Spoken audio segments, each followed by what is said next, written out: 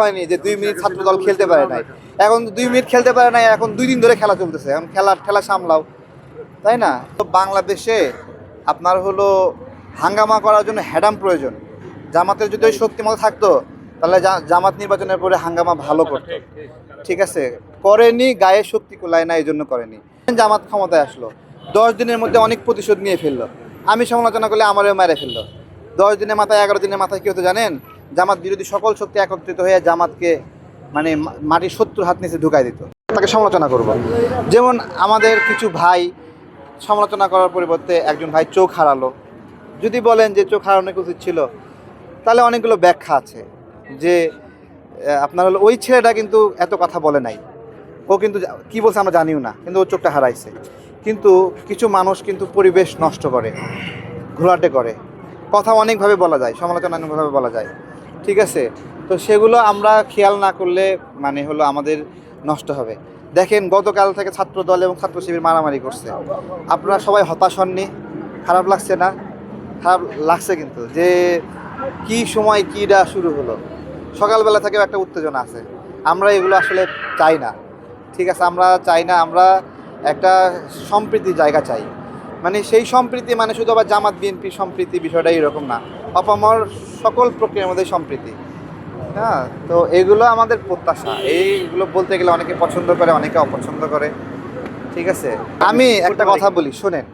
যখন বেগম রোকেয়া বিশ্ববিদ্যালয় থেকে ছাত্রদলের ছেলেপেলেকে বের করে দিল, বলল যে স্বাধীন করে ফেলছে বেগম রোকেয়া বিশ্ববিদ্যালয়। ঠিক আছে, এবং একটা হুমকি যে 2 মিনিটে খেলা শেষ।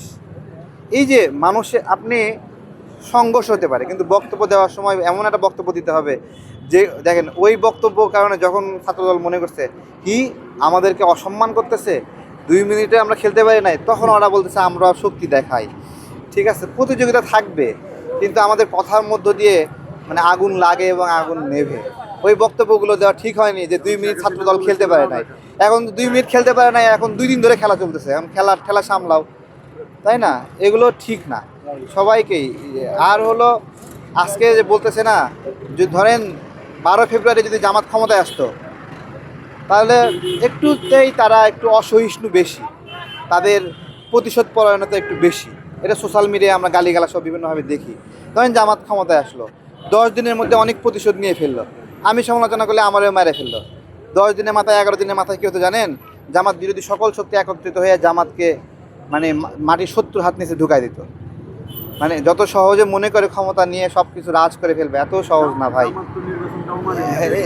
এমনিতেই বলতেছি ঠিক আছে না, অন্য দল বলতে আপনার হলো হাঙ্গামা।